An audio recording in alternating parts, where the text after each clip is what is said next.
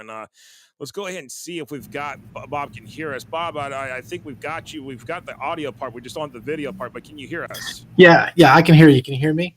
Yeah, we can hear you. So we'll go ahead and just bring you in here, and we'll think that's okay if we don't have the video, but we'll go ahead and bring you in here, and we'll do that. So, Bob, appreciate you being able to join us here. I know it's a thing with the little technical difficulties, but we'll go ahead and get Bob here. But Bob, you've covered Tampa Bay and everything, in terms of the region for years. First at for many years there at the St. Pete Times, and later the Tampa Bay Times and everything. But Primetime Preps, this is your calling here. You started this there during COVID. Just kind of give people a little bit more background what Primetime Preps is and about everything that you're doing there. First of all, Well, I'm basically trying to cover all kinds of sports. Not just football, but volleyball and going on to winter and spring, and pretty much in Hernando, Hillsborough, Pasco, Pinellas. A lot of scoreboards and some rankings, some stats, the things like that try to do that just have kind of been missing in the area for a while. Oh, absolutely, and everything, and when in looking at it, but let's kind of shift into what's going on right now in terms of football around Tampa Bay, and we'll start with Hillsborough County first because that seems to be where the majority of the teams seem to come from when it comes deeper into the playoffs as of late. You've got your usual suspects there with Jesuit and Tampa Bay Tech. Armwood's made a strong push back to after the last couple of years of missing the playoffs, so. What is it, there in, Hillsborough County, you got the usual suspects, but then you've got Sumner who's sitting there 5-0. And that, I think, after the way they played, I believe it was Gaither, the way they played against Gaither, I think a lot of people finally took notice of what Sumner's doing. Yeah, Sumner has a lot of star power. Greg Smith, the quarterback, very versatile. Has thrown for 13 touchdowns so far this year, can do a lot of things through the air and with his feet.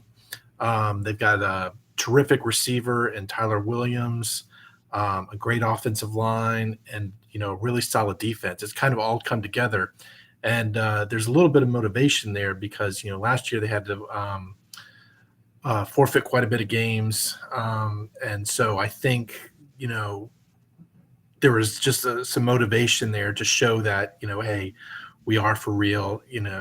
Even despite having to forfeit some of those games last year, we're here. We're ready to kind of show where we're at. And this has been a pretty successful program from the start. They had a winning season that first year. Made the playoffs. Right from the start, this has been a really strong success story. Yeah, absolutely, and that's a thing. And head coach Alonzo Ashwood has done a phenomenal job there. Especially when having to launch a program right in the middle of all of the COVID-19 pandemic, having to get that going, and then especially building a program out and opening a new school. It's not always usually the easiest there in terms of that. But Armwood. Talk about Armwood's resurgence here because I know losing to Jesuit, which we'll talk. We talked about that a little bit here at the start of the show. Is Jesuit getting a good quality win over Armwood, but Armwood, being able to rebuild themselves back after especially missing the playoffs last year. Yeah, they've had a ton of motivation. The two kind of subpar years, at least to their standard.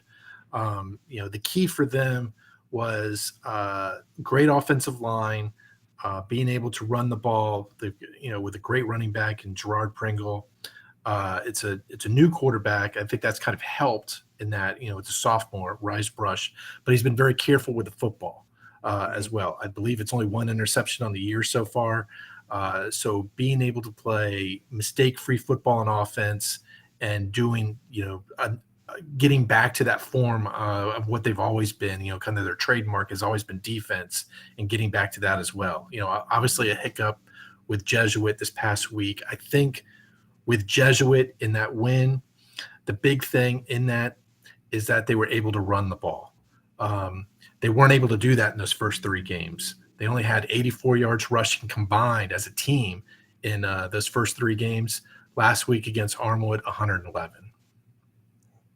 Yeah, Bob, we were just talking about this before. Josh and I were Pinellas County in the championship drought, which it's hard for me to believe, state championship drought that Pinellas County has. But as you look at Pinellas County football, I know we know Clearwater Central last year played for the state title. Who else do you see in Pinellas County that may have a chance this year to make a run in the postseason?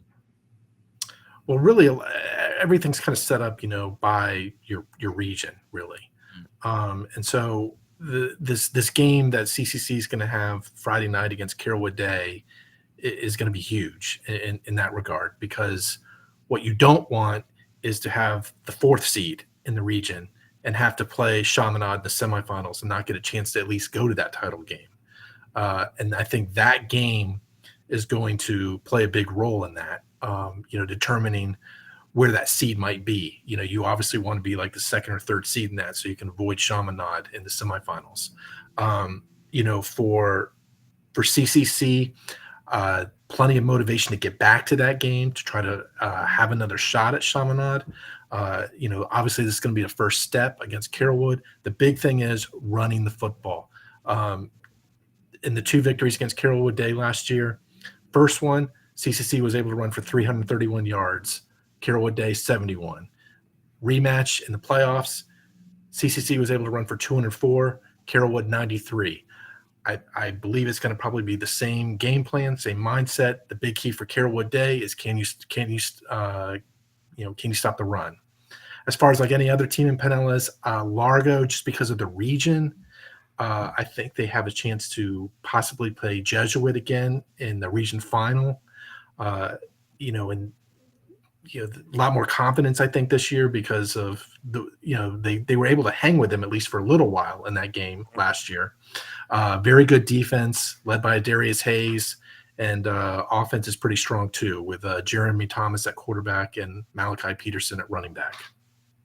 No, absolutely. And Bob, one of the other areas that you cover is the North Suncoast, and there's a quarterback out there at Wiregrass Ranch. I believe Luke Knight. I think it's a couple of people. That sounds familiar, but Wiregrass Ranch has been, they've shown some signs and some flexibility on what they've been able to do. But outside of that, Wiregrass Ranch, Mitchell's kind of seems to be taking a little bit of a backwards turn here and during the so far this season. And then of course, then you've got Springstead up there that up there in Hernando County that seems to be maybe potentially they're in the mix for their district. So what's going on along the North Suncoast that what we should really kind of be following here at this particular point here going into week 6? Well, yeah, obviously Luke Knight is a big story. 15 touchdown passes, 1 interception, like over 1,200 yards, I think. Just threw for 8.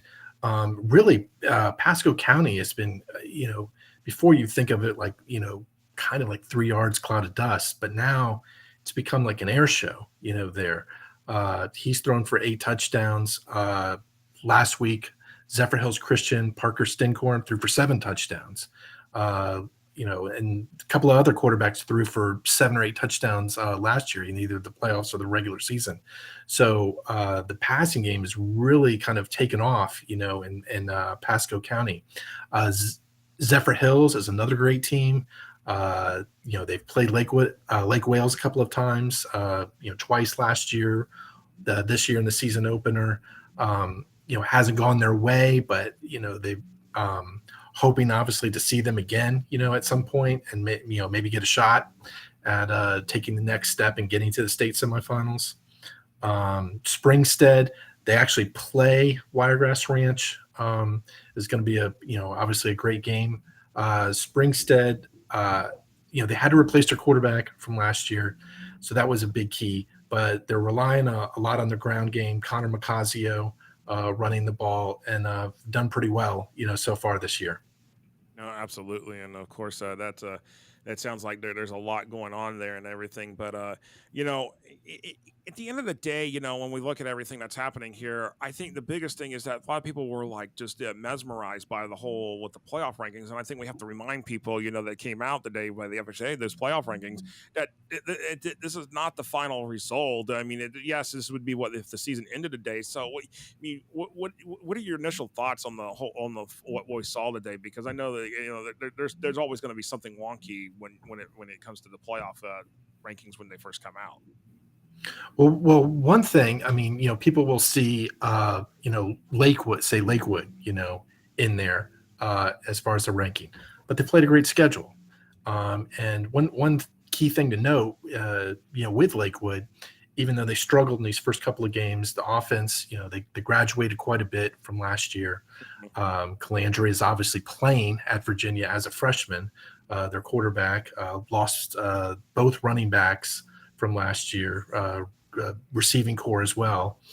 Um, they picked up a great win against Miami Edison, last week, so kind of got back on track. In their district, they are the only team with a win in their district right now.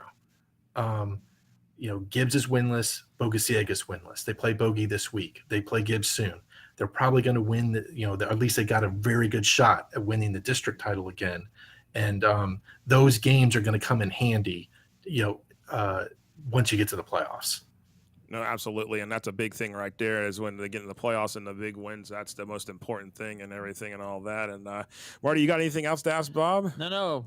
Thanks. I appreciate you coming on, Bob. No, Bob, I appreciate it. And, we appreciate your time here. I know you're a busy man as well as like we are, and we definitely appreciate you being able to join us a few minutes and talk Tampa Bay area football. No problem. Thanks for having me. No, you're welcome. And you can find Bob Putnam at primetinespreps.com, and then, of course, at Big Game Bobby on Twitter, or the platform they call X now. So, Right. and everything. But